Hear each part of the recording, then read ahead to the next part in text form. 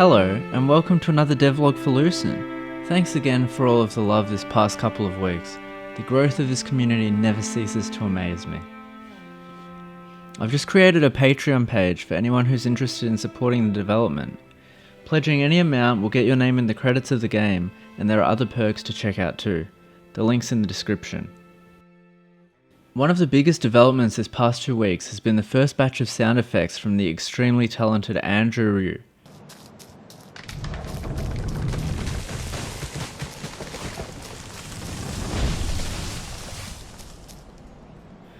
He created some awesome sounds for the footsteps, attacks, unsheathing and sheathing, rolling, tree falling and more. It really makes everything more immersive and punchy. I updated the charge effects this week, and while it's still a work in progress, I'm really happy with how it's coming along.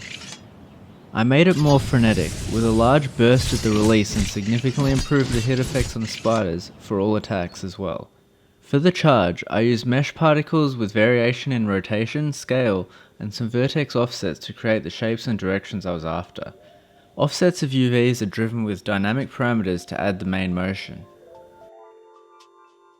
I also got started on implementing the new Houdini asset for this environment and made a new 3x3 kilometer terrain.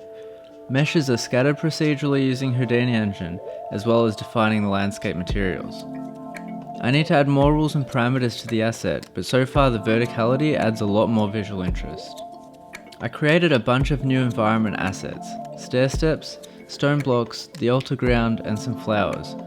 For everything made of stone, I created a set of steps in Houdini to chip and fracture the base shapes for the geometry. This gave me a consistent look across the assets without having to hand model them. I got around to creating a statue too, a Cthulhu-like sculpture of one of the old gods. This was previously a shrine, used generations ago to make sacrifices to the gods. To create the sculpture, I leveraged a vellum simulation in Houdini to give the tentacles a natural shape and movement. I then created a single tentacle in Houdini, exported and sculpted it in ZBrush, and brought it back to Houdini and rigged it to each of the simulated curves. This workflow gave me a ton of control over the result, and helped me create natural poses for the tentacles I would have had a difficult time sculpting. After this, I created the head portion and spliced them together in ZBrush with some sculpting. I then retopologized and auto UV'd and created a similar material to the rest of the altar environment. I also spent a lot of time reworking the combo system to be more consistent and modular. I used a struct containing different data types for things like sound, animation, hit stop amount, play rate, knockback amount, etc.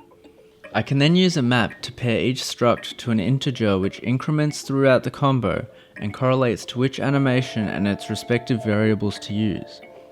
This makes it a lot simpler to add more combos to the system, as all the other events are managed by anim notifiers, which means to add more attacks to the combo, all I need to do is add them to the map and set up their notifiers in the montages.